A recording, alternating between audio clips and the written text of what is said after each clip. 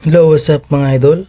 So meron akong tutorial kung paano maglinis ng cellphone. Yan, baka kasi yung iba dyan, pinapaliguan nyo na yung cellphone ninyo. Yan, yung iba naman, mula nung binili, hindi nalinisan yung cellphone. So sobrang dumi na, baka meron na dyang alimon. Yan, mahirap na. Yan, so papakita ko lang sa inyo yung tamang paglinis ng cellphone para safe kayo. Kasi minsan naglinis kayo ng cellphone tapos hindi nyo alam, mas lalo pang nasira yung cellphone ninyo. And so, kailangan natin patayin yung cellphone natin. Off.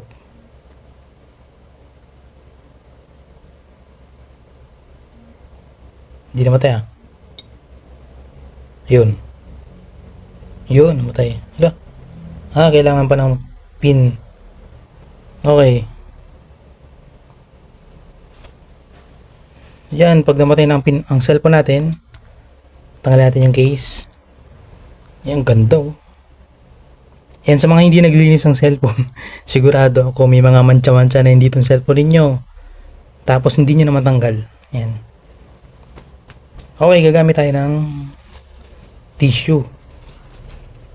Okay, tissue muna gamitin natin. So, medyo marami to eh. Hatiin ko lang. Medyo marami pa nga. Pwede na to. Tapos, alcohol. Yung lagay ng alcohol ko, bottle ng Cobra. And so, papakita ko lang sa inyo yung mga tamang procedure ng paglinis. Mahirap na. Lalo sa mga bata, mga nanonood na bata. Okay. Ang mga pwede natin galawin dito, una yung screen. Dito mag-ingat tayo dito kasi baka mapasukan to ng tubig. Saka ito, ingatan din yan. Saka dito, may case nga pala na sobrang tigas na ng power button. May ganong cellphone eh. Yung pala, kinalawang na sa loob. Hindi na nagpa-pop up yung pindutan. Ganon din yung dito. Sa volume up and volume down. Siguro sa kakalinis yun. Wala na iba kasi hindi naman doon nabasa. Hindi naman doon lug sa tubig. Nilinisan, matik yun. So okay, punasan natin yung screen. Screen yung pinakamaduming part nito kaya punahin natin yung screen.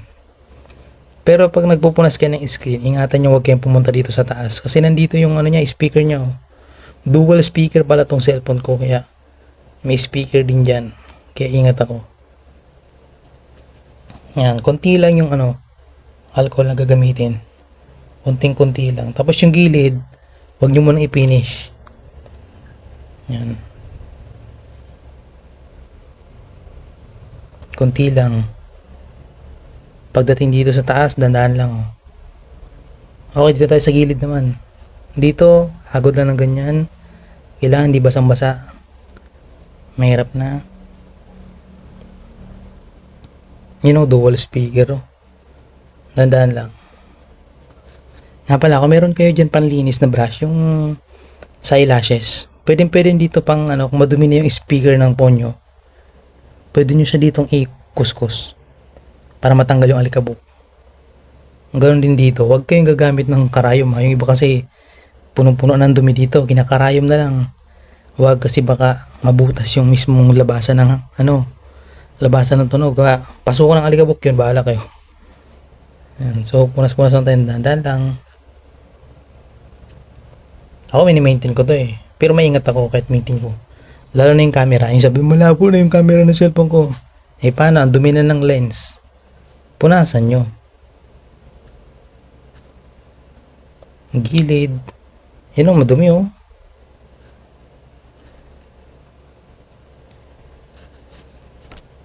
Itong karapat-dapat na maingatan ninyo, yung likod niya.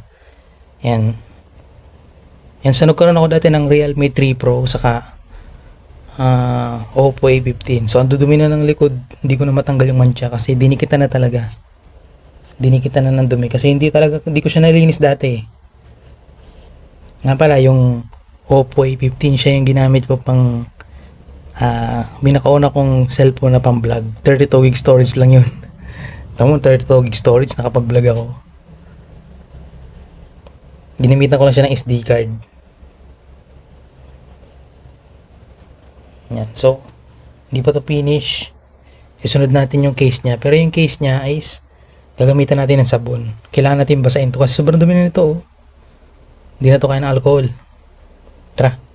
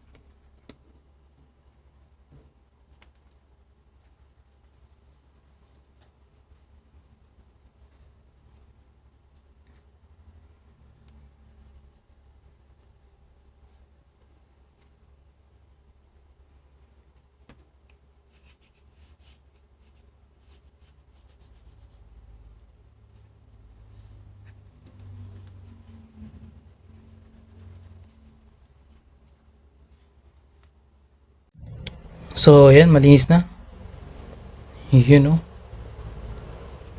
Pinatuyo ko na siya, kaya hindi na siya delikadong gamitin. So, balik na natin yung kintab, oh. Okay nga lang kung wala tong casing, eh. Kasi maganda siya, oh. Kaso delikado. Lalo na't malaki yung camera bump niya, oh. Umbok. Okay, balik ko na to sa phone.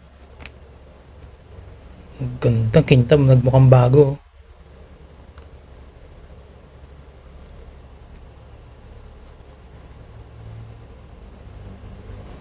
ITEL RS4